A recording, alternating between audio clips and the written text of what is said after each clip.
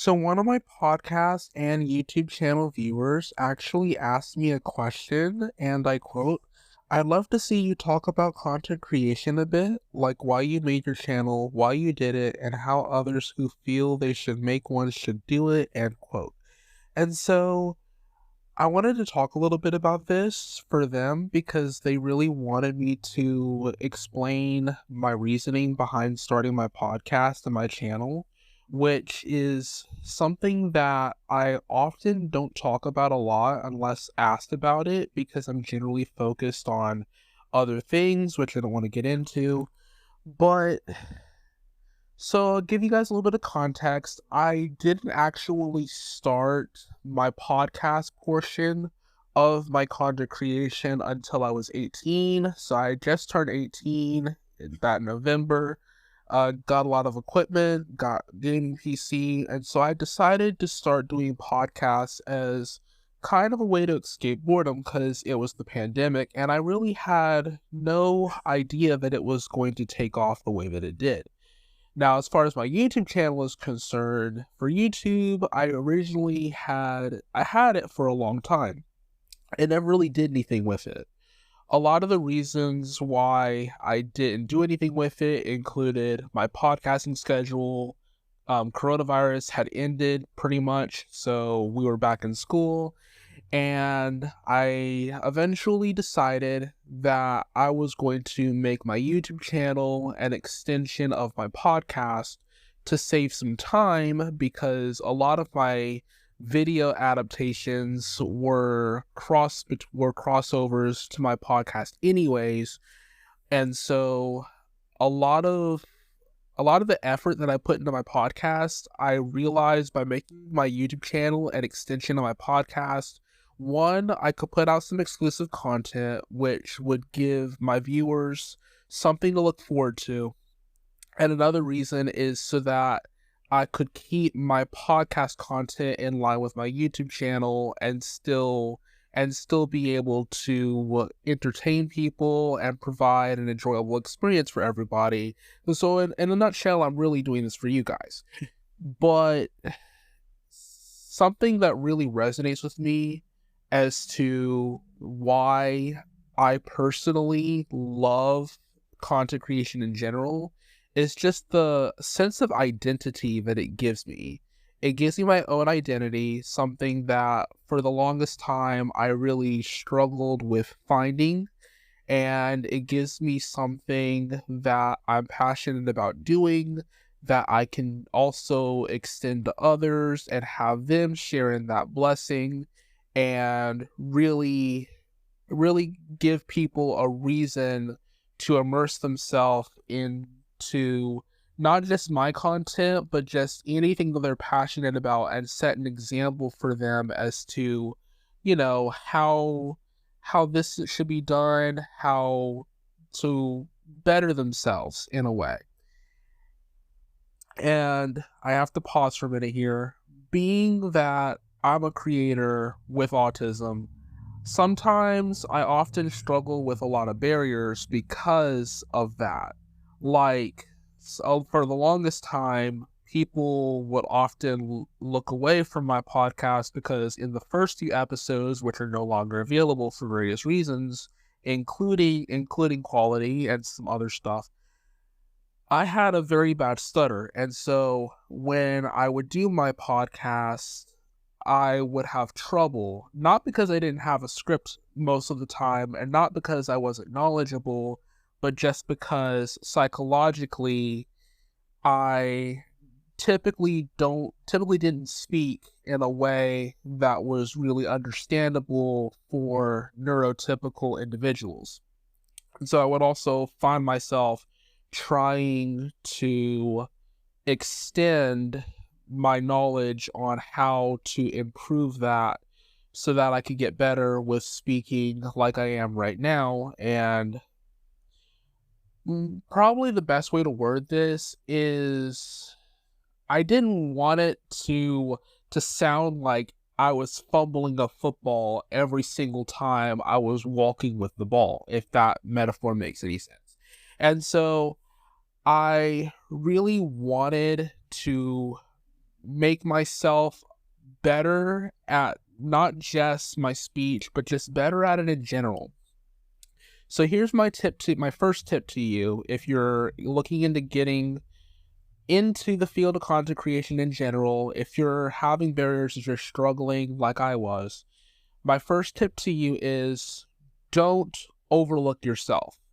Like, yes, other people are going to overlook you, but as long as you don't overlook yourself and don't count yourself out, you're going to do perfectly fine. And remember this as well, that while other people may have nitpicks that might cause them to go the other way, there's no matter who your target audience is, there's always somebody in the 7.7 billion people we have on this earth that's going to enjoy it. So the way I look at it is, out of 100,000 people, if 75,000 people don't like it, then that's okay, because there's going to be that 25,000 people, perhaps hypothetically, that most likely would. And that's okay. That's okay for me, as long as I can get a good enough audience and a good enough amount of people to spread my message to. That's really, really and truly all I need. And I'm not saying that I don't care about getting those extra viewers and extra listeners. I really do. But to me, you take it one step at a time. Like, you don't want to like overwhelm yourself with trying to bolster your numbers and all that, because that's, at the end of the day, is not really what it's about. It's about being yourself, trying new things, and being able to get ahead and persevering to try and get to your goals, no matter how hard it may seem. It's going to, knowing in that mindset of yours that you're going to be able to get ahead, and that you're going to be able to fulfill your dreams at some point.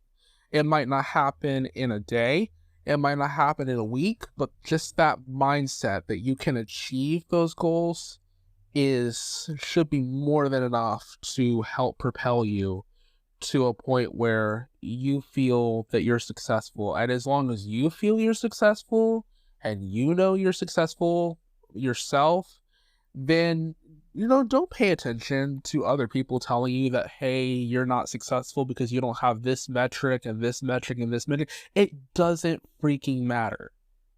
I want to say it outright. It doesn't freaking matter. As long as you know that the metric that you set out to achieve is what you have gotten, what you've obtained, what you put into your content, you're going to do fine. I promise you, you will do fine. Now, I want to touch on the YouTube aspect specifically. So, I get this a lot. How do I go about making my podcast episodes and my YouTube channel videos? It starts with a concept of an idea. So, imagine you have a whiteboard and you're just drawing a bunch of random animals, and one is a cow, one is a sheep, and one is a frog. I promise this will make sense in about 5 seconds. I'm counting right now. So anyways, the sheep, you decide that the sheep is going to go on to the field. Well, now you have a concept of an idea, because when the sheep gets on the field, then that concept allows you to draw more from the picture. And eventually you add a barn, and eventually you add a house, and eventually you add a highway, and eventually you, for whatever reason, you add Interstate 95. Wow, that's oddly specific. But once you add all of that, you have yourself a plan. So see the metaphor? When you have a concept of a plan, it makes it easier to get a plan. Now that you have a plan, now you need to write the script for the plan. This is like a coder, because I'm an IT major. This is like a coder saying, hey, we have a concept for the game. We have how we want to make the game. Now we need instructions for the game. So now you have to write down the script with the instructions for your video or your episode, which is the game. So now what we've written down our instructions. Let's say we have intro, main content 1, main content 2, music transition, next transition, main content 3, final transition, outro music, and then the closing argument, and then so forth, whatever you want, order you want to go in. Now you have not just the plan, now you have the script for the plan. And now that you have the script for the plan, you know what comes next, the actual production of the game, aka the plan. This is where things get a little tricky, because some people argue, hey, you have to use this software, you have to use this software. It doesn't matter. Just pick a software that you feel comfortable using. People say I should use Adobe Premiere Pro. I always tell them, forget about that. I'm gonna use Clipchamp from Microsoft, because that's really, besides CapCut, is one of the only things for YouTube videos that I know how to use. I mean, yes, I know how to use Riverside, but that's mainly for audio. I mean, come on. If you know how to use a software, then just use the software that you know how to use. It might not have all the features you want, but you can add that stuff on later.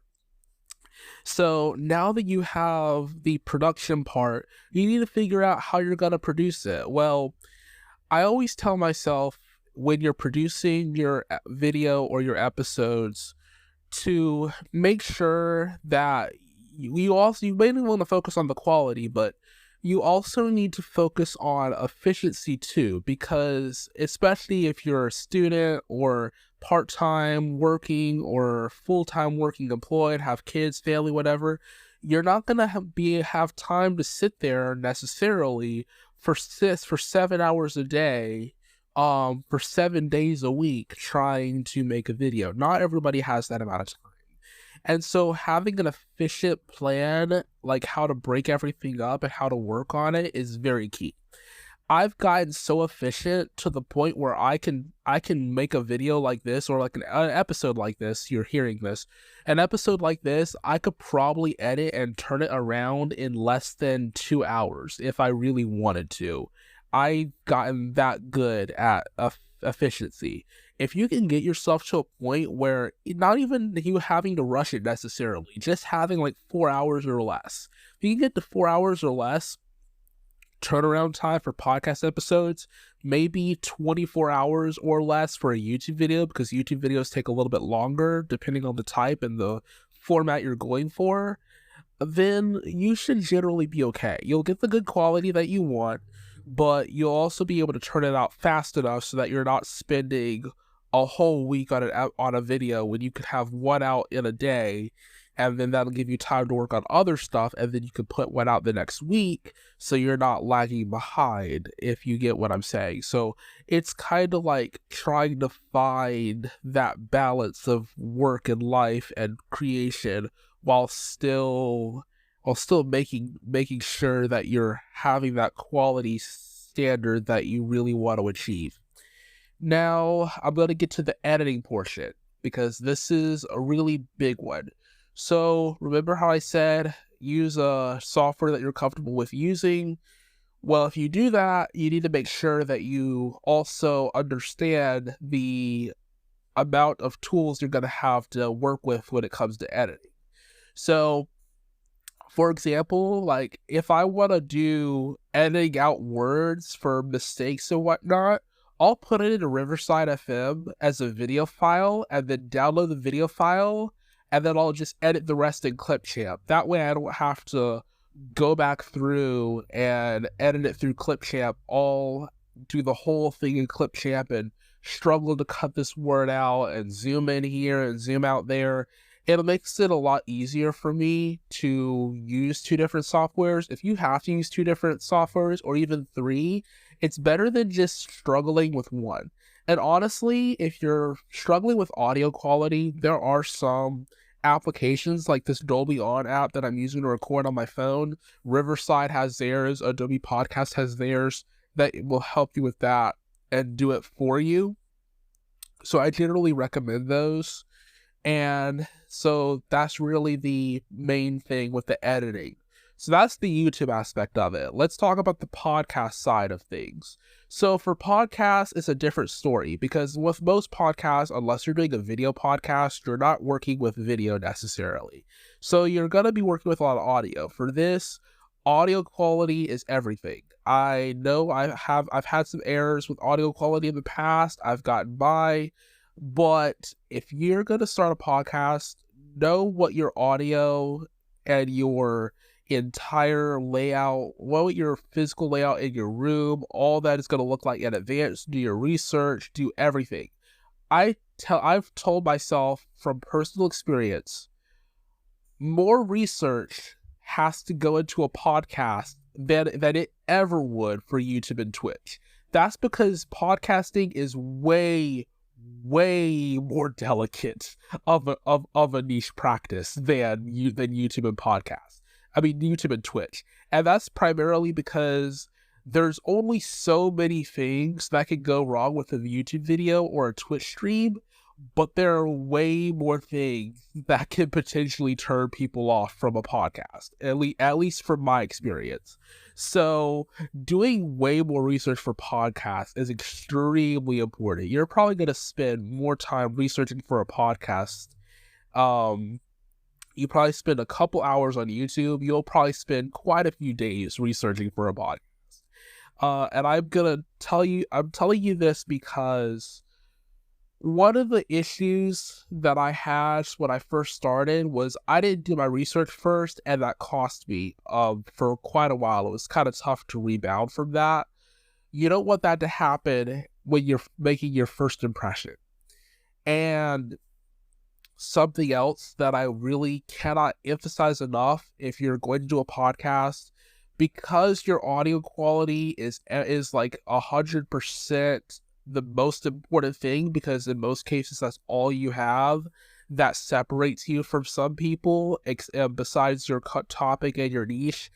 You really want to make sure that you pour enough effort into making sure that you know how you're going to set up, like, say for example, your room. Like right now I have my desk, you can't see it, but I have my desk away from my AC unit, all that. I have it away from that, but I was strategic in putting my chair between me and my microphone when I use it, and also I'm getting a dynamic microphone and like another arm stand today to help with that a little bit better. But having just even the small things like that can make a big difference, especially if you're in an untreated room. And something else that is really, really good to note, if you're a mobile podcaster, because I know a lot of people can take their shows on the road, having equipment, researching equipment for doing the road shows and for doing stuff at your home studio is also just as important, because what you're going to be doing if you take your stuff on the road is you're going to be in more noisy environments. You cannot control your environment when you're outside of your home studio as much as you can when you're inside your home studio.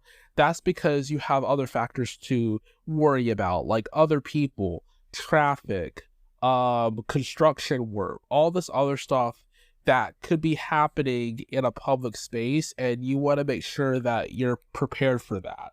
Home studios, you can control more of it, but you still need to do audio equipment research, because something that I found that's really interesting is that when you're developing a podcast with your friends, or even if you're doing it by yourself, the challenge that I face, that I'm sure a lot of new podcasters would face, is especially if you're in a home or an environment where it's not conducive to recording, you can have trouble making it work, and in some cases you can't get it to work at all. That's how I struggled my first go around.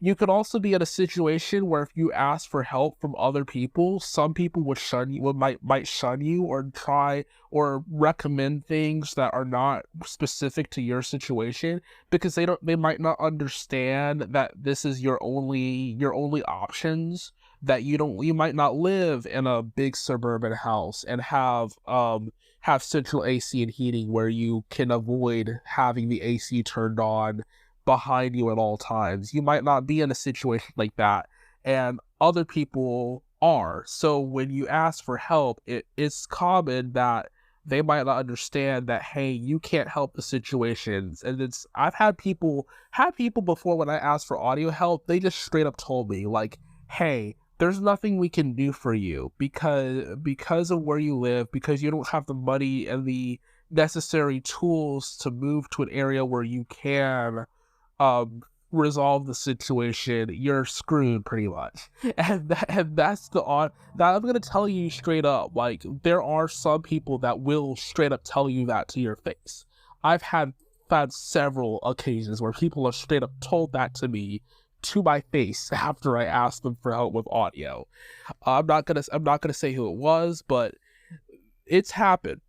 So if that is you, my recommendation is, you might not be able to fix everything. Just do what you can. Do what you can afford to do.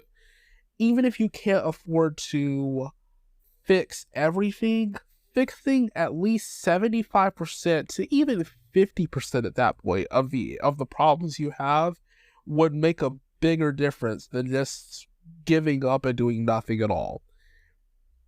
Now this is my last point that I want to mention with the podcasting aspect. So remember how I said editing for YouTube? Editing for podcasts, just as difficult. Especially when you're recording with guests and when you have interviewees, that's especially difficult. And because you're working with audio and not video files that have audio attached to them, if you mess up even the slightest bit of audio in the edit, you're gonna have to start over. In some cases, you might just mess it up. So hear me out. Do a little bit of some YouTube watching for audio editing. Audio editing is a little bit more delicate. Audio editing also, if you're gonna edit audio, I recommend Audacity for audio editing. And because not because it's easy to use, because there are a lot of tutorials out there for Audacity that are really helpful, that can help you learn how to use it. Also, Audacity supports plugins. Audacity supports a lot of different things, and because it's free and open source compared to Adobe Audition, you're going to spend pretty much nothing. Actually, I would actually say nothing outright that you're gonna spend to edit the audio. So think about that when you start podcasting, because those are some things that like I said, I failed my first attempt. I know I'm gonna keep saying it, but you can't really learn unless you failed first. So if you haven't failed first, you're not really going to learn as well. Failure can sometimes be your best teacher. I've had instructors say that to me all the time from my college, that failure can sometimes be your best teacher. So if you have not failed, then you cannot say that you've learned adequately unless you've failed first. That is my last tip and one of the last points I'm gonna make. So hear me out before I wrap this up. You can do this. You've got this. And God knows, if you struggle, look for help. But remember this: in everything you do, just believe in yourself that you're going to obtain your goals. You're going to be able to get through the challenges and hurdles of content creation, and hopefully you found this episode enjoyable and helpful to your content creation journey. I really enjoyed speaking with you guys about this, and I will hope to see you guys in my next podcast episode. Thank you guys for tuning in, and goodbye.